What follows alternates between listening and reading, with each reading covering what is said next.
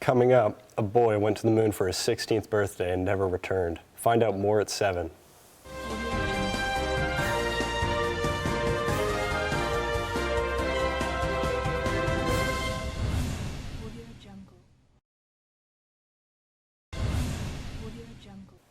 Hello, I'm James Martin. And I'm Emily Lucas. And this is DVTNN. On October 24th, 1992, a young boy went to Space Center Houston to celebrate his 16th birthday.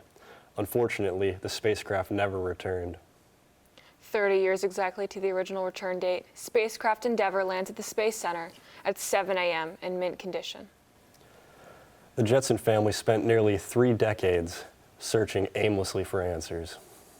So much has changed since his disappearance 30 years ago, but not much has changed in Elroy's world. According to him, the spaceship landed on time. Scientists at Space Center Houston plan on performing full examinations on Elroy and all the other passengers. They also plan to study the spacecraft's engine and flight patterns to see exactly where it went for those 30 years. We were only gone for a week. I don't get it. I'm so confused. My little sister's now my big sister. My girlfriend is married with kids to my best friend. I'm a 46-year-old man in a 16-year-old's body. I hate it here. Some days just felt so hopeless. It seemed impossible. We were finally starting to believe and think that there was no hope and that he wasn't coming back after all this time and all these years. And then here he comes walking through the door like nothing ever changed, looking exactly the same. It actually seemed a little creepy. Wow, 30 years is a long time. Yeah, 30 years exactly to this date. My dad and all of his girlfriends left, leaving me and my sister abandoned. We had to sustain ourselves on saltine crackers. Oh, wow. Pretty sick. And now we have a story about a break-in happening live in Southwest Miami. We go live to Dominic with our live report. Hello, I'm Dominic Spada reporting live in Southwest Miami where a break-in was reported. I'm here with homeowner Johnny Hawkins for questioning. Mr. Hawkins, what seems to be going on? So me and my wife, we're coming home from the grocery store, and we saw the windows were all fucked up, and the door is kicked in, and I think we saw this shady guy, within the house. So to be safe, we called 911. Since that guy Mark went missing, a lot of strange things have been happening. Well, that sure does sound pretty scary, I mean, I don't know if I would be able to... Okay, there's this artifact in the shape of an octopus. It called to me. It showed me visions. Okay, you could ask my wife. She's right here. Sir, we're all alone. There's no one here. Your wife's not here. I've been studying this for weeks, okay? It's real. The Shady Man is real. He's been haunting me for all these weeks, ever since that guy Mark went missing. It's been absolutely a nightmare. Well, I'm sure, but, yeah, there seems to be no threat at the moment right now. He's right there! The Shady Man's right there! I gotta get out of here! Sir, where are you going?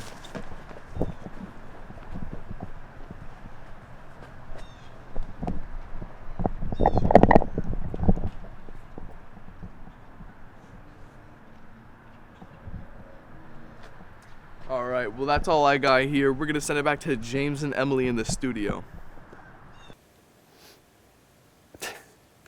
Wow. That sort of reminds me of my ex, who was very schizophrenic, I came in one day, and there she was with a 6-inch bayonet knife, this long. You know what she did? Pow! Pow! I survived. I still have the scar. I can show you guys if you want. I don't think we need to see that. Oh, okay. After commercial break, we will be handing it over to Christian Pisani with the weather. Are you tired of waiting for a viable donor? Do you need organs fast? Then come on down to Tanner's Organ Removal Service. Our process for removing organs is very simple. The only thing you have to do is give us a name and we'll do the rest. Don't worry how it's done. In fact, don't even question it. For 1,000 easy payments of $19.95, you can have fresh organs hand-delivered to your doorstep in 3 to 5 business days. Don't settle for the other guys. Call 1-800-88-ORGAN or visit our website at tors.com. Call or click today. Good afternoon, everybody. I am your meteorologist, Christian Pisani, and I am here to tell you about this hurricane that we have right here.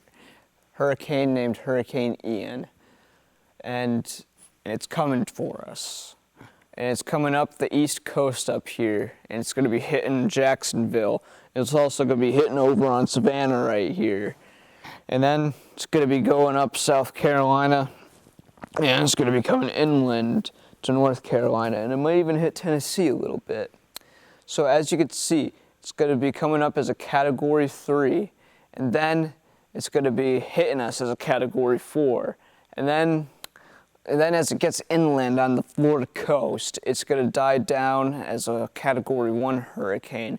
As it comes up the east coast, it seems like it's going to die into a tropical storm, and then it's going to die down just inland. So we just got to look out for that and stay safe for that, everybody. And as you can see right here, we got the spaghetti graph that we have to look out for. And we also have a warning sign, which we are in. We are in the warning area. Tampa, Fort Myers, and Orlando. And Miami, you know, all the purple and the red. And as you can see, the yellow is in a watch. And then Savannah and Charleston, they got to look out. And anyway, to the 7 days. So we got chilly rain, and it's going to be 41 with a high and a low of 37 on Tuesday. And Wednesday, it's going to be rain to showers with a high of 45 and a low of 36. And Thursday, it's going to be mixed showers with a high of 41, a low of 32. And Friday, it's going to be a high of 44 and a low of 37. And Saturday, it's going to be a high of 43 and a low of 34. Rain to showers. Sunday, it's going to be high of 41 and a low of 32. And it's going to be a dry day, so get your shorts out for that. You know. And I am the weatherman, Christian Pisani, and I thank you for tuning in, and I change it back to Emily and James Martin. Wow, that hurricane looked catastrophic. I want to send out my prayers and condolences to the families in Cuba affected. Yeah, you know, my dad, he had a lot of wives in Cuba, you know. I hope none of them are, I hope they're all okay, you know. Of course. Yeah. Up next, we answer the age-old question, do people really change?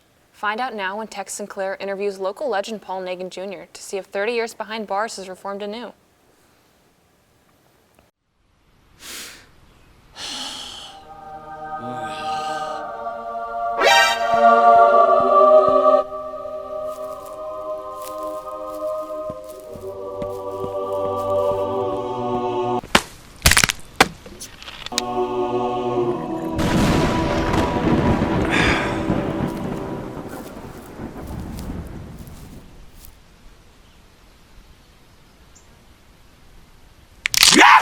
Welcome, folks, to the story of a lifetime. Today, we attempt to answer the age-old question, do people really change? Find out now when I interview local man of myth, Paul Nagin Jr., who's attempted over 30 to 50 robberies across the tri-state area. Today, we see if 30 years in prison has really changed him new.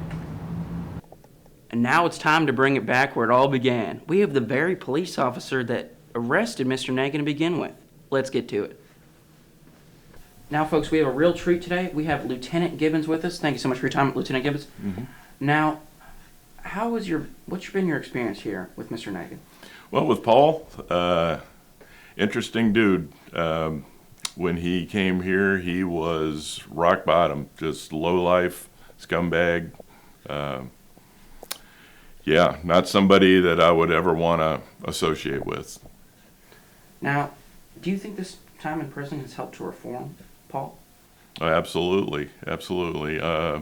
He's had a real change of heart. You know, it took him a while, but he came around and he actually made a lot of improvements. And, you know, under the right circumstances, he's someone I'd consider having a beer with. Or I'd invite him over and, you know, he could mow my lawn or wash my car. Wouldn't have him in the house so much, but, you know, outside be fine. Well, thank you so much for your time, Lieutenant Gibbons. It's been an honor. Okay. You have a good one, sir. Righty-roo, folks. Now it's time for the final act. Me and Paul, one-on-one. Sir, are you ready for your interview?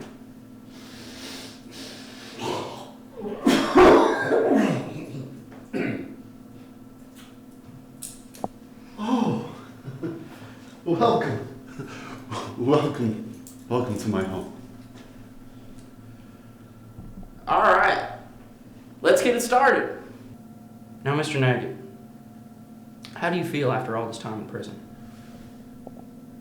Time is pretty much all I had in prison. Time to reflect on myself, the people I hurt, and time to reform. Time to make myself a better person so I can integrate myself back into society. It's very valiant, Mr. Nagy. And, what's it called? Now that you have your freedom, what are you planning on doing? There are many things I'd like to accomplish that I couldn't accomplish while incarcerated. So I have a list of things that I want to do, positive things, but to tell you the truth, the first thing that I want to do as soon as I get out here is I want to take my hand, I want to rip it down his throat. Okay, we're going. Everybody,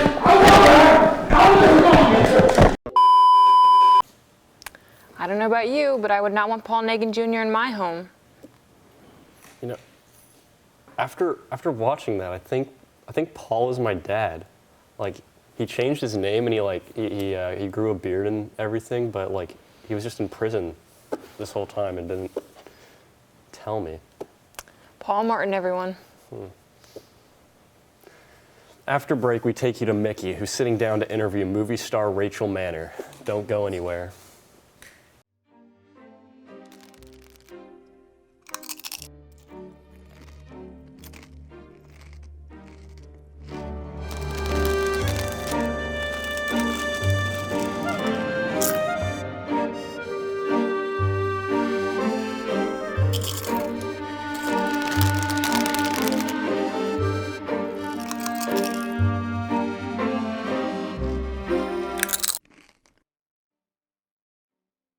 Hello, my name is Mickey Ratson, and I'm joined by world-famous actress Rachel Manner. Rachel, how has your day been? Hello, Mr. Ratson. No better than an average pedestrian. It's okay, I think. All right. Rachel, your upcoming blockbuster, Thanksgiving Coaster. Is there anything you'd like to tell us about it? With a director like that? I mean, he's not bad, but, you know, he's not a regular one that we work with. He's just way too relaxed with everything. He lets any issue happen without any punishment. Okay, are you sure you should be talking about your director, Mr. Oldrum, like that? I don't think so, but he underpaid his top stars. That is just me, but it's okay, I think. Anyway, so, do you have any advice for the upcoming actors in the Florida? Yeah, when you come here, please, be a top star. Please, do everything perfect because they're not gonna pass any mistake from you. All right, you've heard it here, folks. The actress has spoken. Well, before we cut back to the studio, we are going to give you a demonstration and a live teaser of her upcoming movie. And now, back to you.